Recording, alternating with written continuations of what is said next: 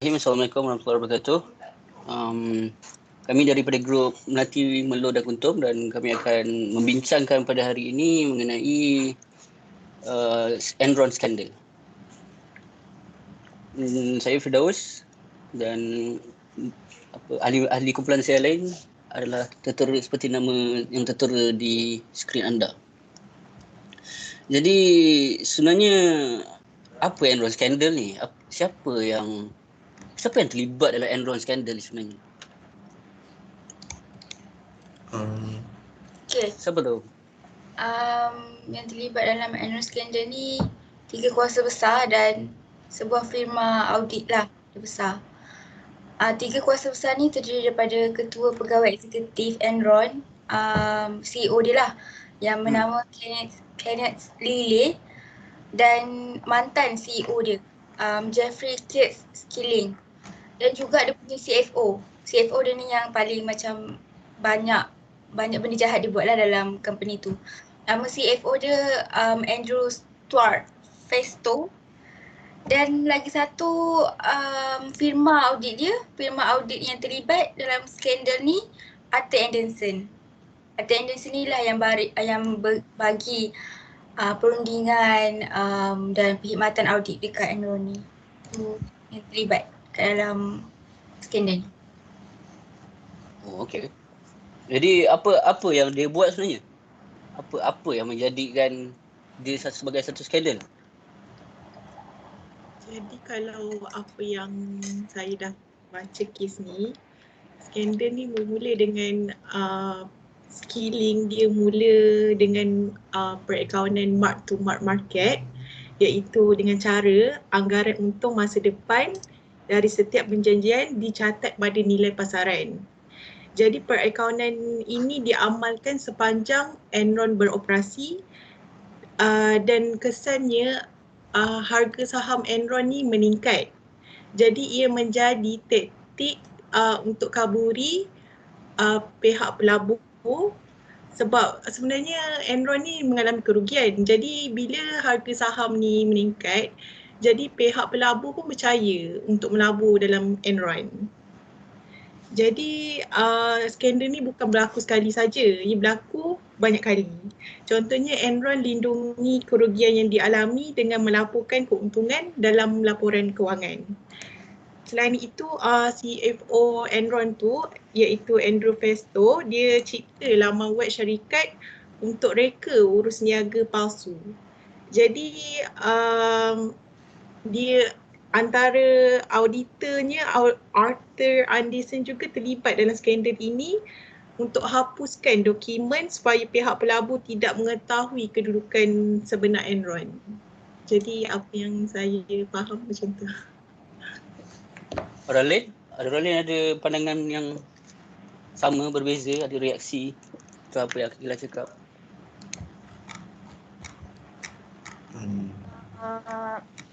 Macam Akila cakap tadi, syarikat perekonomian awam Arthur Andersen didapati bersalah pada tahun 2002 kerana memusnahkan dokumen yang berkaitan dengan audit Enron ni. Akibatnya dia memberi impak kepada syarikat akaun tersebut. Dia tidak mampu melakukan kerja audit dan terpaksa tutup operasinya di Amerika Syarikat. So berdasarkan perbincangan sekarang tadi, kita boleh dapati bahawa ia memberi impak yang besar kepada syarikat, bank, pelabur, ahli politik dan terutama sekali syarikat perekonomian Arthur Andersen. So selepas kejatuhan Enron, seramai 20,000 pekerja kehilangan pekerjaan dan insurans perubatan.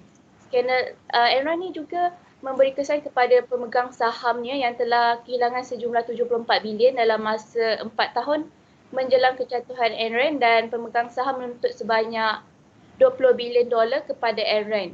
Pekerja juga kehilangan berbilion-bilion faedah pencen. Pada tahun 2001, pekerja kehilangan dana pencen sebanyak 1.2 bilion manakala pesara kehilangan sebanyak 2 bilion.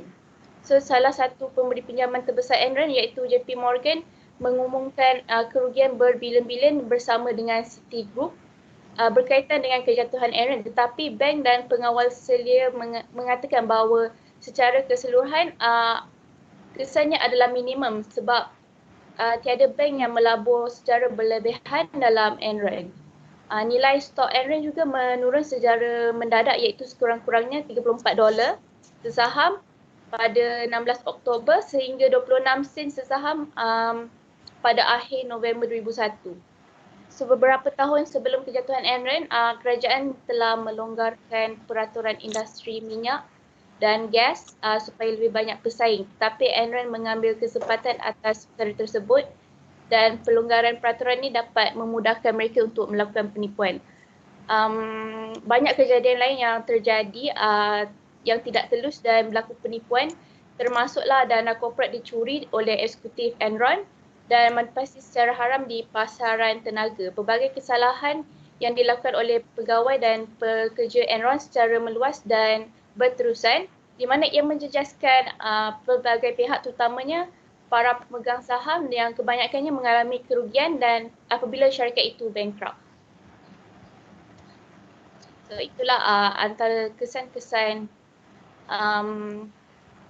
impak yang skandal berlaku selepas ia terbongkar. Okey.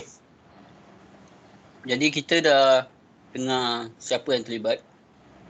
Kita dah dengar apa yang dia buat. Macam mana dia buat. Dan juga kita dah dengar apa kesan skandal tu terhadap orang-orang yang terlibat dan tidak terlibat secara direct atau tidak direct. Jadi apa sebenarnya faktor dia sebenarnya? Macam kenapa dia jadi? Ada sesiapa? Boleh bagi seorang-seorang bagi satu ke? Apa faktor dia sebenarnya? Faktor yang menyebabkan skandal ini berlaku ialah nombor satu lah, ialah perakanan mark to market. Perakanan ini merupakan amalan perakanan di mana anggaran keuntungan masa depan dari setiap perjanjian direkodkan pada nilai pasaran semasa, bukan pada nilai masa depan atau nilai sejarah. Dalam perniagaan gas asli Enron, perakanan adalah cukup jelas dalam setiap tempoh masa. Syarikat mencatatkan kos sebenar dan hasil sebenar dari jualan yang dilakukan. Setelah Skilling memasuki Enron, beliau meminta Enron mengaplikasikan perakanan mark to market dengan alasan bahawa perakanan ini akan menggambarkan nilai ekonomi yang sebenar. Perakanan mark to market ini digunakan apabila kontrak jangka panjang ditandatangani. Pendapatan dianggarkan pada nilai semasa bukan nilai pada masa hadapan. Jadi, apabila menggunakan kaedah ini, pendapatan dari pelbagai projek boleh direkodkan bertujuan untuk meningkatkan pendapatan kewangan. Namun pada tahun berikutnya, keuntungan tidak boleh dimasukkan dan pendapatan tambahan perlu diperoleh dari lebih banyak projek untuk membangunkan pertumbuhan kewangan bagi meyakinkan pelabur. Securities and Exchange Commission (SEC) Amerika Syarikat meluluskan kaedah ini untuk kontrak perniagaan gas asli Enron yang seterusnya bertarikh 30 Januari 1992. Namun Enron kemudiannya memperluaskan kaedah ini dalam syarikatnya bagi memenuhi anjuran Wall Street. Inilah faktor satu menyebabkan kejatuhan Enron. Jadi mark to market ni apa dia buat is on the day they sign the deal tu, dia terus recognize profit. Ya. Walaupun profit tu belum lagi didapat. Ya, dia merekodkan profit masa hadapan. Jadi macam mana dia measure profit tu? Macam mana dia nak macam bagikan value kepada profit tu? Tak silap saya dia based on judgement kan. Dia rasa macam last year kita rekod 20 juta. Mungkin tahun ni kita boleh rekod 64 juta. Lepas tu dia terus recognize macam tu je kan. Dasarkan anggaran je kan. Kan? Macam dah lah duit apa? Cost keluar. Lepas tu dia punya profit masuk macam tu, dia anggap macam tu, tapi tak ada actual profit yang masuk pun. So dia macam macam mana dia orang ni? Pandai dia apa Jeffrey Skilling kan yang bawa masuk market Jeff accounting Skilling. kan? Jeff Skilling. Jadi tadi saya ada dengar apa special purpose entities, ada saya dengar tadi. Macam mana special purpose entities ni digunakan dalam skandal ni? Saya rasa special purpose entities ni dia dibangunkan oleh Andrew Fastow kan. Andrew Fastow untuk menghilangkan hutang-hutang Enron dan juga untuk menyorokkan lah, sebenarnya dia tak menghilangkan, dia menyorokkan hutang-hutang Enron, menyorokkan kerugian-kerugian Enron untuk mencantikkan penyata kewangan dia. Lepas tu dia juga menggunakan SPV ni untuk tambah capital. Ada baca apa tu yang apa nama dia, LJM. Jadi satu investment fund yang dia tarik capital daripada bank-bank besar. Each bank go up to about ada a few bank lah yang Citibank. banyak, Citibank, Deutsche Bank. At least diorang bagi 25 juta untuk dalam investment fund ni. Dan apa diorang buat ialah diorang akan beli aset daripada Enron. Tapi yang sebenarnya bukan aset tapi hutang. Pandai betul diorang ni. Pandai betul.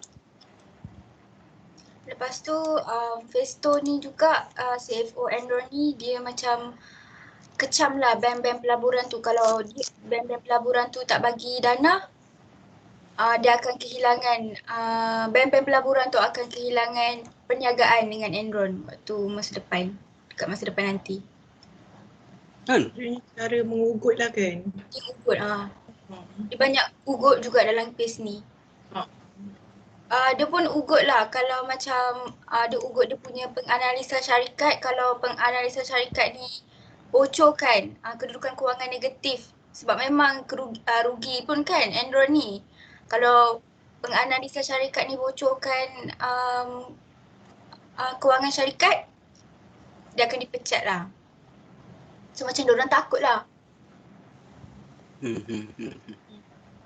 Lepas tu yang scaling tu pun dia kan memang pentingkan keuntungan kan. Lepas tu jadi dia akan pilih pekerja yang mempunyai prestasi baik je. Kalau tak baik dia terus pecat macam tu. Memang saya ada baca kat benda tu. Itu peer review kan? Peer review tau benda tu, peer review. Dia macam apa, I rate your work, you rate my work. And then siapa yang tak kena pecat dapat bonus lagi kan? Gila tu. I think itu bagus. Akila point out. Itu satu faktor yang sebenarnya mungkin orang tak nampak lah kot. Sebab itu culture dia dekat Enron. Apa nama? Jeffrey Skilling lah yang nak buat benda tu kan. Dia nak create the culture of survival of the fittest kat situ. Jadi dia membuatkan orang dia bagi insentif untuk orang jadi kompetitif gila tau. Astagfirullahaladzim, sorry. Dia jadi kompetitif sangat kompetitif lah kat situ. Dia macam faktor culture dia lah kat situ. Culture yang tone at the top lah, dan memang very very greed, very dia sebenarnya saya lebih fikirkan Kenneth Lay lah sebagai orang yang lebih yang captain dia yang sebenarnya berbanding dengan Fastow. Sebab Fastow ni dia cuma nak impress bos dia iaitu Skilling.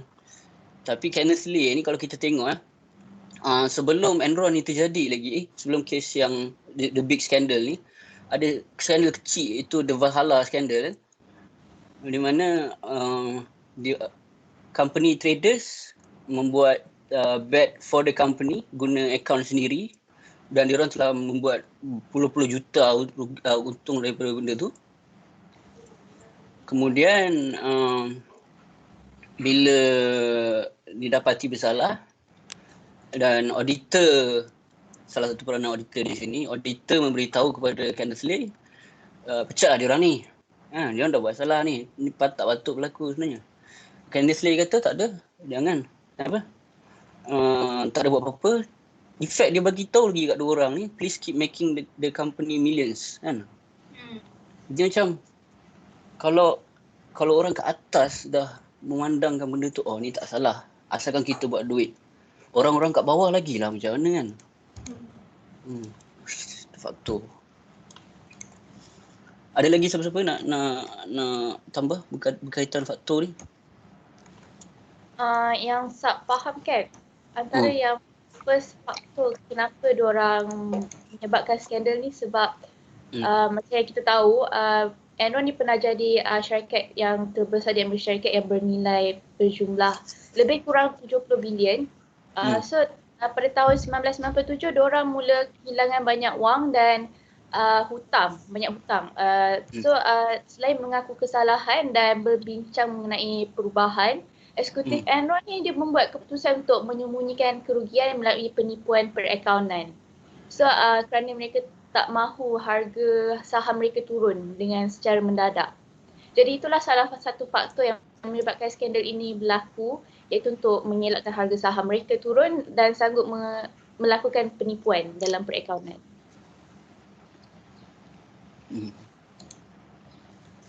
Jadi saya nak tambah sikit lah berkaitan dengan apa fungsi audit sebenarnya dalam the whole scandal ni kan. Jadi macam kalau kita as auditors, kita allow je benda ni jadi, macam mana kan?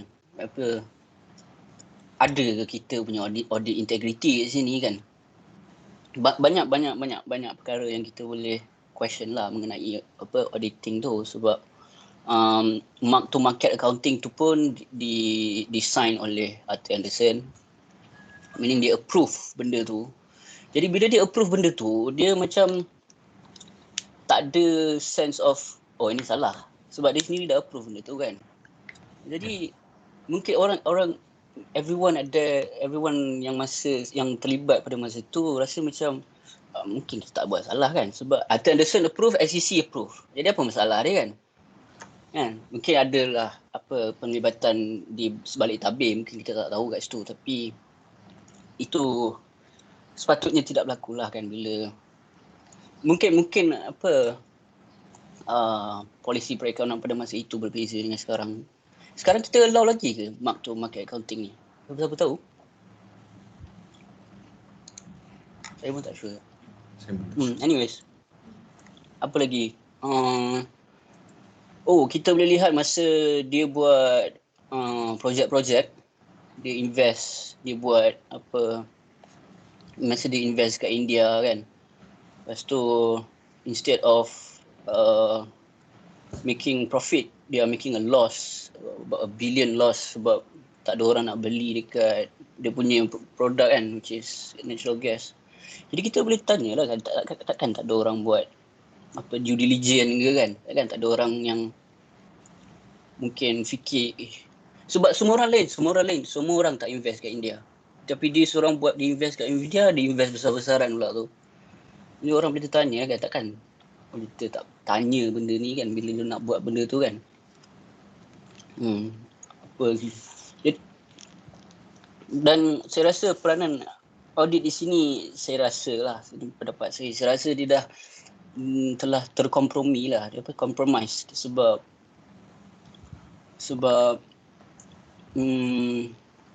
mungkin dia rasa dia akan rugi kalau dia tak terlibat sekali lah, sebab dia orang terima 1 juta seminggu untuk dia punya consultation fee. 1 juta seminggu daripada satu firm untuk setahun dah 52 juta. Kan? Itu dia punya keuntungan kalau dia terlibat. Dia tak payah buat apa-apa, dia cuma sign je. Jangan buat kerja dalam sangat kan. Jangan meaning bagi selain daripada unqualified opinion kan. Ataupun dia rugi 52 juta, Enron pergi another company down the street ke apa kan, kita mana tahu kan. Tu rasa macam tak ada integrity lah guys tu. Dia macam dia dah terlibat sekali lah. Jadi bila kita tanya kan, bila kita cakap tentang penglibatan kan, semua orang dah terlibat. Macam kita tengok auditor terlibat, banks terlibat, lawyer terlibat, pekerja terlibat. Siapa yang sebenarnya bertanggungjawab? Seperti tadi yang dibincangkan oleh Nami, saya berpendapat ada 3 orang yang perlu bertanggungjawab. Salah satu ialah Kenneth Lee, kedua ialah Jeffrey Kev Skilling, ketiga adalah Andrew Strutt Fastro. Kenneth Lee dia pada tarikh 7 Julai 2004, Kenneth Lee didakwa oleh juri di Houston, Texas berhubung penglibatan dalam keruntuhan Enron. Beliau didakwa atas 11 pertuduhan, antaranya membuat kenyataan palsu, penipuan, sijil saham, pengubahan wang haram dan konspirasi dalam dokumen dakwaan 65 helaian. Walau bagaimanapun, hakim menolak penuduhan yang ke-11 menjadikan Kenneth Lee didakwa dengan 10 pertuduhan. Setiap satu pertuduhan membawa hukuman penjara antara 5 hingga 10 tahun. Pada tarikh 25 Mei 2006, Kenneth Lee didapati bersalah atas 6 pertuduhan bagi kesalahan menipu dan membuat kenyataan palsu. Kenneth Lee mungkin menerima hukuman selama 45 tahun. Walau bagaimanapun, beliau meninggal 3 bulan sebelum hukuman dijatuhkan. So 3 orang tu lah you rasa tiga.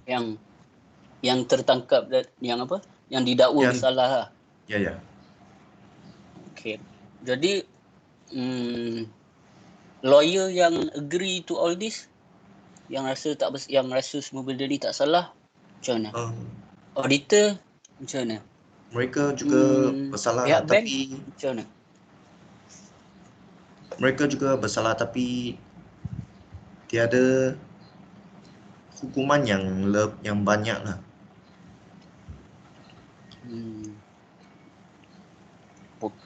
Boleh lah, okay lah, I agree lah. Tapi like you said lah, Jeffrey Skilling tu memang dia one day dia suruh staff dia invest dia punya 401k, meaning dia punya retirement savings dalam company stock, dan sebelum dia suruh company dia punya pekerja tu invest dalam company stock, dia dah jual lah company stock dia dulu. Ya, menjual 60 juta saham. 60 juta. Ya. Dia macam wow, dia dah tahu lah company ni is going down, tapi dia macam nak delay sikit untuk tak nak price tu jatuh. Dia suruh pekerja dia invest dia punya retirement savings. Saya rasa tu macam satu jenis kezaliman yang level dia macam macam mana dia boleh terfikir kan. Macam kesian lah pekerja, kesian gila lah. Jadi apa yang pengajaran yang kita boleh belajar daripada skandal ni sebenarnya? Dan siapa-siapa nak? Kalau pada saya, kalau kita tengok, kalau macam leader tu lah sendiri kena ambil inisiatif. Kalau dia ada integriti nak menghalang benda-benda ni daripada berlaku, penipuan ni, jadi dia akan nak halang lah yang macam perkara-perkara penipuan ni daripada berlaku dalam syarikat tu. Tapi kalau leader tu sendiri yang terlibat dan menggalakkan benda tu berlaku, jadi macam susah lah kita nak shape balik company tu jadi ada integriti lah. So kena daripada atasan juga untuk kawal benda-benda ni. Pada saya. Itu kita boleh relate dengan apa? Internal control lah. Ke apa? Good governance. Good governance. Internal control sama. Lain?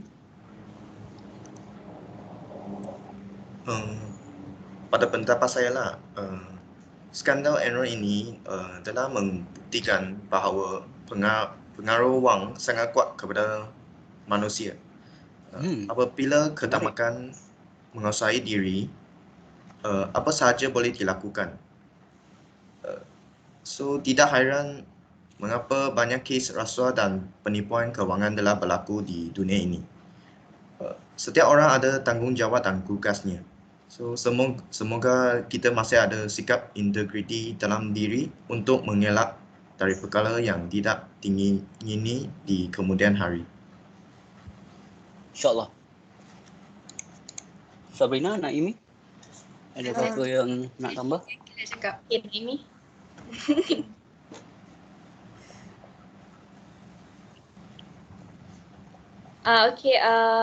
Macam kita tahu nanti in future kita akan jadi accountant, jadi audit.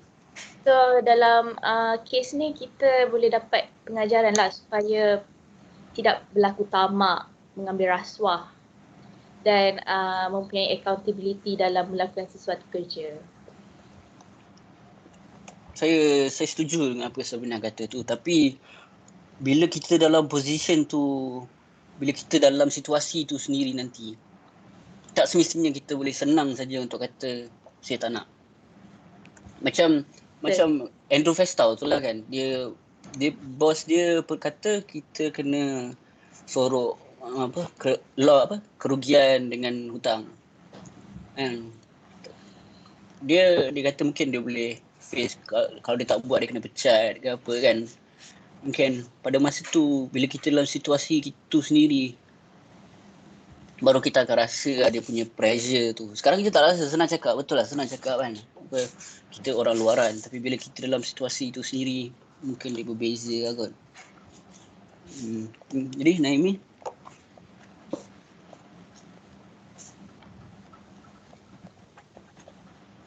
Berdasarkan skandal ni, macam apa yang Sabrina cakap tadi tu lah, kita sebagai future auditor, future accountant kena bersifat integriti dalam melakukan tugasan, apa tugasan yang kita dapat.